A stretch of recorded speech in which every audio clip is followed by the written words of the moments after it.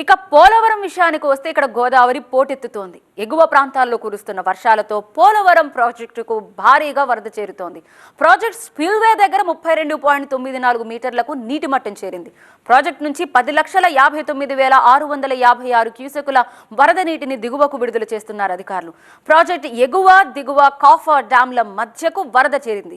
వరద నీరు పోటెత్తడంతో పట్టిసీమ తదితర పుష్కర ఘాట్లు నీట మునిగాయి. గోదావరి ప్రవాహం పెరగడంతో చేపల బోట్లు, రవాణా లాంచీలను మత్స్యకారులు ఒడ్డుకు చేర్చారు.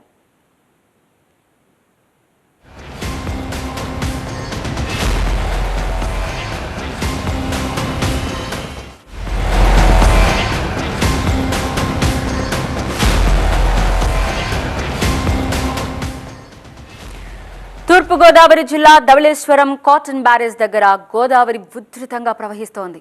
ప్రస్తుతం బ్యారేజ్ దగ్గర నీటి మట్టం 12.8 అడుగులకు చేరింది. బ్యారేజ్ 175 గేట్లను ఎత్తి 11,44,000 క్యూసెక్కుల వరద నీటిని సముద్రంలోకి విడుదల చేస్తున్నారు. ధవళేశ్వరం విడుదలైన వరద లంక గ్రామాల వైపు పరుగులు తీస్తోంది.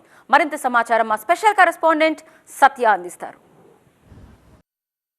వరద గోదావరి గంట గంటకు ఉధృతం అవుతుంది. ఎగువ నుంచి వస్తున్నటువంటి వరద జలాశయాలన్నీ కూడా ధవళేశ్వరం బ్యారేజ్ నుంచి 175 గేట్ల ద్వారా కిందకు విడుదల చేస్తున్నారు అధికారులు. అయితే ధవళేశ్వరం బ్యారేజ్ వద్ద గంట గంటకు కూడా పెరుగుతున్న నేపథ్యంలో 12.80 అంటే 13 అడుగులకు చేరువలో, అంటే రెండవ ప్రమాద హెచ్చరిక చేరువలో ధవళేశ్వరం బ్యారేజ్ వద్ద వరద ఉధృతి కొనసాగుతుంటే దాదాపుగా 11,80,000 క్యూసెక్ల వరద ప్రవాహాన్ని సముద్రంలోకి విడుదల చేస్తున్నారు అధికారులు. ఇప్పటికే లంక గ్రామ ప్రజలు బిక్కుబిక్కుమంటూ గడుపుతున్నటువంటి పరిస్థితి. ఇక మన్యం ప్రాంతంలో అయితే గర్భిణీ స్త్రీలు కానవచ్చు, గిరిజన ప్రాంతంలో ఎక్కడికక్కడ రోడ్ల మీదకి వరద నీరు చేరిపోవడంతో చింతూరు, ఎటపాక, ఆంధ్ర ఛత్తీస్గఢ్ బార్డర్కి సంబంధించిన రహదారి మీద కూడా నీరు చేరిపోయింది. ప్రస్తుతం రాజమండ్రి పుష్కర ఘాట్ దగ్గర ఒకసారి చూడొచ్చు, మెట్లను తాకింది గోదావరమ్మ.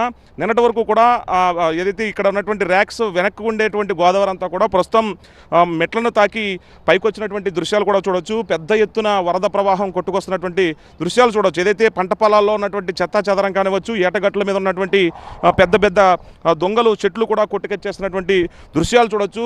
వేగవంతంగా వెళ్తున్నటువంటి వరద గోదావరి అంతా కూడా ఇటు ధవళేశ్వరం బ్యారేజ్ మించి అలాగే కోనసీమ లంక గ్రామాలను తాకుతూ అటు ఇప్పటికే కనకాయలంక, ఎదురుబిడియం కాజ్వేతో పాటు అనేక చోట్ల ఐనమిల్లి మండలంలో ఎదురుబిడి కాజ్వేతో పాటు కనకాయలంక, చాకలపాలెం కాజ్వే కూడా మునిగిపోయిన నేపథ్యంలో ఇటు అప్పనపల్లితో పాటు అప్పనరాములంక కాజ్వేలు ఈ రాత్రికి కూడా మునిగిపోయేటువంటి అవకాశం కనిపిస్తుంది. ప్రస్తుతానికి నిన్నటికి 50కి కిందే ఉండేది, కానీ ఇప్పుడు ప్రస్తుతం 54 అంకెను తాగుతుంది.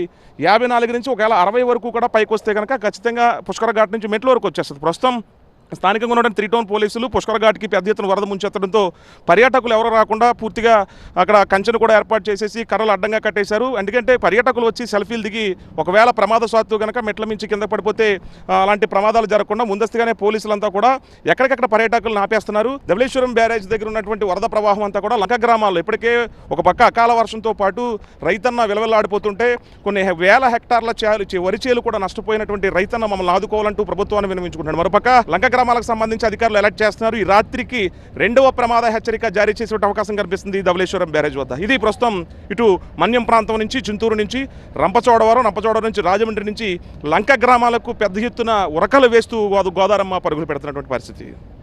శ్రీరామ్తో కలిసి సత్య TV9 రాజమండ్రి గోదావరి నుంచి.